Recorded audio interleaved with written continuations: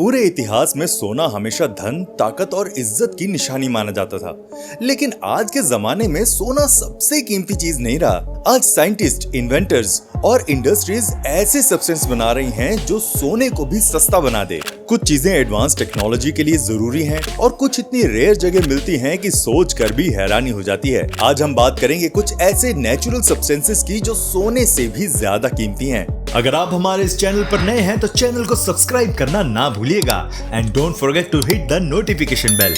सोचिए एक ऐसी लकड़ी जो सोने से भी ज्यादा कीमती है।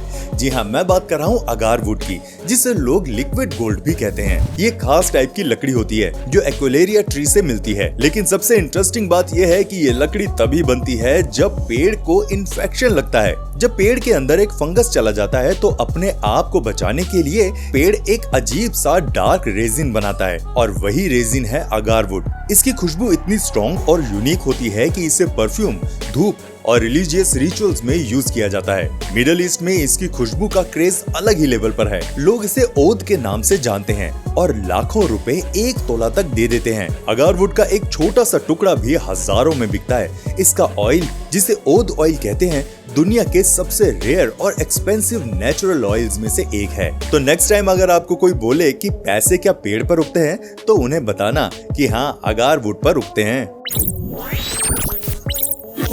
सोचिए एक ऐसी चीज जो आपके किचन से लेकर लग्जरी वर्ल्ड तक चली गई। जी हाँ, मैं बात कर रहा हूँ सैफरन, यानी हमारे केसर की।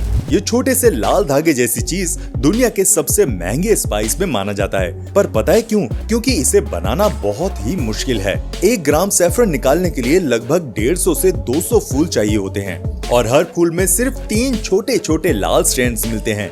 सोच लो फार्मर्स को कितनी मेहनत करनी पड़ती है। सब कुछ हाथों से तोड़ना, सुखाना और केयरफुली पैक करना होता है। सैफरन मोस्टली कश्मीर, ईरान और स्पेन में उगाया जाता है और हर जगह इसका अपना फ्लेवर और कलर होता है। केसर का इस्तेमाल सिर्फ खाने में टेस्ट और कलर के लिए नहीं होता, बल्कि इसके हेल्थ बेनिफिट्स भी जबरदस्त हैं। ये स्ट्रेस कम करता है, मूड बेहतर करता है और स्किन ग्लो भी देता है। 1 किलो सैफरन की कीमत लाखों में होती है।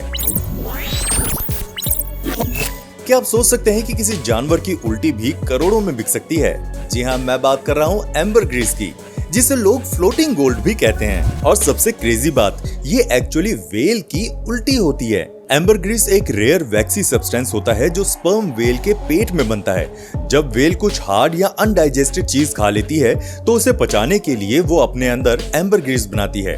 बाद में ये समुद्र में निकल जाता है और लहरों के साथ तैरता रहता है, इसलिए इसे फ्लोटिंग गोल्ड कहा जाता है। इसकी स्मेल पहले थोड़ी अजीब होती है, पर टाइम के साथ साथ एक स्वीट मस्की फ्रेग्रेंस में बदल जाती है। इसी वजह से ये हाई एंड परफ्यूम्स में यूज होता है। लग्जरी परफ्यूम ब्रांड्स इसे अपने एक्सपेंसिव फ्रेग्रेंस में मिलाते हैं और थोड़ा सा एम्बरग्रीस भी हजारों डॉलर का होता है। तो नेक्स्ट टाइम अगर आपको बीच पर कोई अजीब सा ग्रे पत्थर मिले जो हल्की खुशबू दे रहा हो, तो हो सकता है कि आपने गोल्ड नहीं बल्कि व्हेल का ट्रेजर ढूंढ लिया हो। टाफाइट एक सुपर डुपर रेयर जेमस्टोन है जो दुनिया के सबसे महंगे नेचुरल चीजों में से एक है। इसे डायमंड से मिलियन टाइम रेयर माना जाता है। इसकी कहानी भी बहुत इंटरेस्टिंग है। 1945 में रिचर्ड टैफे नाम के एक जेमोलॉजिस्ट ने डबलिन में एक कटा हुआ पत्थर खरीदा। उन्होंने सोचा कि यह एक आम स्पिनल है, लेकिन जब उन्होंने चेक किया तो उन्हें पता चला कि इसमें डबल रिफ्रैक्शन है जो स्पिनल में हो ही नहीं सकता। बस तभी से नए मिनरल का पता चला और उनके नाम पर टैफाइट रख दिया गया। ये ज्यादातर पिंक, हल्के पर्पल और वॉयलेट शेड में मिलता है। इसकी हार्डनेस बहुत अच्छी होती है और इसकी चमक भी जबरदस्त होती है। ज्यादातर ये श्रीलंका और तंजानिया में मिलती है। जो स्टोन्स डीप कलर और अच्छी क्लैरिटी के होते हैं, उनकी कीमत $35,000 पर कैरेट तक जा सकती है। सोचिए कितनी बड़ी बात है।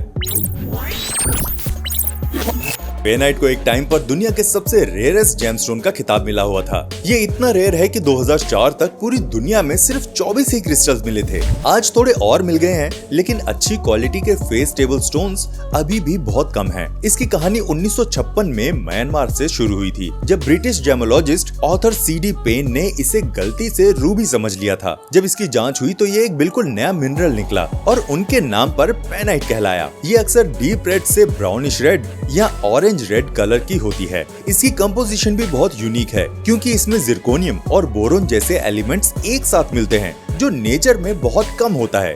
इसकी कीमत इसकी रेयरिटी की वजह से 50,000 से $60,000 पर कैरेट तक जा सकती है। कैलिफोर्नियम दुनिया के सबसे महंगे सब्सटेंसेस में से एक है और इसकी कीमत सुनकर भी होश उड़ जाते हैं। लगभग $27 मिलियन पर ग्राम। ये कोई नेचुरल चीज नहीं है, ये एक सिंथेटिक रेडियो एक्टिव एलिमेंट है जिसे साइंटिस्ट ने 1950 में कैलिफोर्निया के एक लैब में बनाया था, इसीलिए इसका नाम कैलिफोर्नियम पड़ा। इसे बनाने का प्रोसेस बहुत लंबा और कॉम्प्लेक्स है। इसके लिए हाई पावर न्यूक्लियर रिएक्टर में दूसरे एलिमेंट्स को कई सालों तक न्यूट्रॉन से बॉम्बार्ड किया जाता है, तब जाकर ये कुछ मिलीग्राम ही मिलते हैं। इसका एक आइसोटॉप कैलिफोर्नियम 252 एक जबरदस्त न्यूट्रॉन सोर्स है। इसका एक छोटा सा टुकड़ा हर minute millions of neutrons release करता है। इस ताकतवर न्यूट्रॉन एमिशन की वजह से ये बड़े काम आता है, जैसे न्यूक्लियर रिएक्टर को स्टार्ट करने में, कैंसर ट्रीटमेंट में टारगेट रेडिएशन के लिए, ऑयल वेल्स और मेटल डिटेक्टर्स में छुपी हुई चीजों को ढूंढने के लिए। ये सिल्वर व्हाइट मेटल इतना पावरफुल और रेयर है कि इसकी सेफ्टी और ट्रांसपोर्टेशन पर भी बहुत खर्चा आता है। ये डायमंड से भी कई ज्यादा वैल्यू रखता है।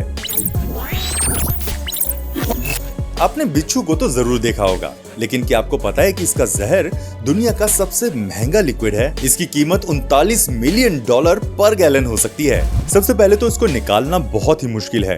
एक छोटा बिच्छू एक बार में सिर्फ 2 से 3 मिलीग्राम जहर ही देता है। पूरा 1 लीटर कलेक्ट करने के लिए हजारों बिच्छुओं को बार बार मिल्क किया जाता है, जो कि एक डेंजरस और मेहनत वाला काम है। इस जहर में एक खास प्रोटीन होता है जिसका नाम है क्लोरोटॉक्सिन। साइंटिस्ट इसे स्टडी कर रहे हैं क्योंकि ये कैंसर सेल, खासकर ब्रेन ट्यूमर सेल को पहचान कर उससे चिपक जाता है। इसके कंपाउंड्स काफी बीमारियों जैसे मल्टीपल स्क्लेरोसिस और रूमेटॉइड आर्थराइटिस के इलाज में मेडिसिन बनाने के लिए यूज हो सकता है। इस जहर को डेथ स्टॉकर स्कॉर्पियन से निकाला जाता है, जिसका डंक इंसान के लिए बहुत खतरनाक होता है, पर रिसर्चर्स के लिए ये जहर नहीं बल्कि अमृत है। डायमंड, जिसे हम हीरा कहते हैं, ये सिर्फ एक चमकदार पत्थर नहीं है बल्कि नेचुरल सब्सटेंसेस में सबसे महंगा और हार्डेस्ट मटेरियल है। इसकी स्टोरी बहुत पुरानी और इंटरेस्टिंग है। ये करीब 160 किलोमीटर जमीन के अंदर हाई प्रेशर और हाई टेम्परेचर में कार्बन से बनता है। इस प्रोसेस में अरबों साल लग जाते हैं। ये इतना मजबूत होता है कि सिर्फ एक डायमंड ही डायमंड को काट सकता है, इसीलिए ये कटिंग टूल्स में भी यूज होता है। जो डायमंड ज्वेलरी में इस्तेमाल होते हैं वो हाई क्वालिटी के होते हैं और अच्छे डायमंड निकालना बहुत मुश्किल होता है। 1 कैरेट का डायमंड निकालने के लिए 250 टन मिट्टी खोदनी पड़ती है। इसकी हाई डिमांड और प्राइस का एक बड़ा रीजन मार्केटिंग भी है। अ डायमंड इज फॉरएवर जैसी टैगलाइन ने इसे प्यार और कमिटमेंट का सबसे बड़ा सिंबल बना दिया है। तो ये सिर्फ एक जेम नहीं, ये हिस्ट्री, साइंस और लग्जरी का परफेक्ट कॉम्बिनेशन है। रोडियम दुनिया का सबसे महंगा नेचुरल मेटल है। इसकी कीमत सोने से भी कई गुना ज्यादा है। इसका नाम ग्रीक वर्ड रोडोन यानी कि रोज से आता है। जमीन के क्रस्ट में ये बहुत कम मिलता है। ये प्लैटिनम ग्रुप मेटल्स फैमिली का हिस्सा है और इसे निकालना बहुत मुश्किल और महंगा है। इसकी माइनिंग अलग से नहीं होती। जब प्लैटिनम और पैलेडियम निकाले जाते हैं तब ये उनके साथ बाय प्रोडक्ट की तरह थोड़ा सा मिलता है। सप्लाई बहुत लिमिटेड है। इसका सबसे बड़ा यूज कार के कैटालिटिक कन्वर्टर में होता है। ये कार के एग्जॉस्ट से निकलने वाली जहरीली गैसेस को साफ करता है। क्योंकि पोल्यूशन कंट्रोल के रूल्स बढ़ते जा रहे हैं, इसीलिए इसकी डिमांड भी बढ़ती जा रही है। ज्वेलरी में भी इसका इस्तेमाल किया जाता है। व्हाइट गोल्ड और सिल्वर को चमकदार और स्क्रैच प्रूफ बनाने के लिए इसकी थिन प्लेटिंग की जाती है। बेसिकली ये मिलता कम है और काम बड़ा करता है, इसीलिए इसका प्राइस रॉकेट की तरह ऊपर चला जाता है। आपको हमारी ये वीडियो कैसी लगी हमें कमेंट करके जरूर बताइएगा और अगर वीडियो पसंद आई हो तो इसे लाइक भी कर देना। मिलते हैं आपसे अगली वीडियो में, तब तक प्लीज अपना बहुत ध्यान रखिएगा।